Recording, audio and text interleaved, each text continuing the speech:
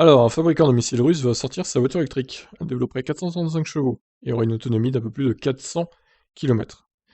Donc après Kalachnikov, hein, qui se lançait dans les véhicules électriques, il semblerait que ce soit Almaz Antey qui se lance dans les SUV électriques. Des images ont même été déposées auprès du service fédéral de la propriété intellectuelle. Et donc les voici. Voyons ça. Bon, c'est quelque chose d'assez classique, hein, finalement. Ouais, les ordinateurs de bord sont sympathiques. Bon, voyons l'article. Ce modèle est basé sur la plateforme Neva, constituée de deux moteurs électriques et portant la puissance totale à 435 chevaux. Ces moteurs sont reliés à une batterie de capacité de 90 kWh, ce qui permettrait de ce crossover d'offrir une autonomie d'environ 400 km. C'est pas une très bonne efficience, hein, encore une fois, là, waouh. Cette architecture est aussi capable de recevoir un moteur à combustion interne en associant à un moteur électrique pour former une motorisation hybride rechargeable.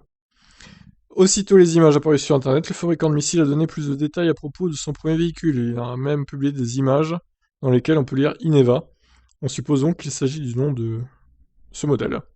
Les photos montrent également l'habitacle de la voiture électrique russe, avec deux écrans et une lumière d'ambiance pour égayer le tout. Alors les dimensions, 4,50 m de long, environ 3 mètres d'empattement, coffre 610 litres. Le fabricant, dans le domaine militaire, promet un 0 à 100 en 2 secondes 7 et une Vmax de 197 km/h.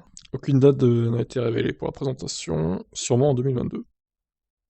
0 à 100, 2 secondes 7 avec 435 chevaux. Ça m'étonnerait. Franchement, j'y crois pas trop. Ou alors il y aura une version qui sera beaucoup plus puissante, genre 650, 700 chevaux, quoi. Parce qu'avec un truc pareil, tu fais pas le 0 à 100 en 2 secondes 7. Hein. Alors à moins qu'il pèse qu'une tonne, ce qui est impossible, vu la taille de la batterie. Mais ça paraît peu probable quand même. Bon, écoutez, on verra bien. Je vous laisse réagir suite à cette news. Ciao.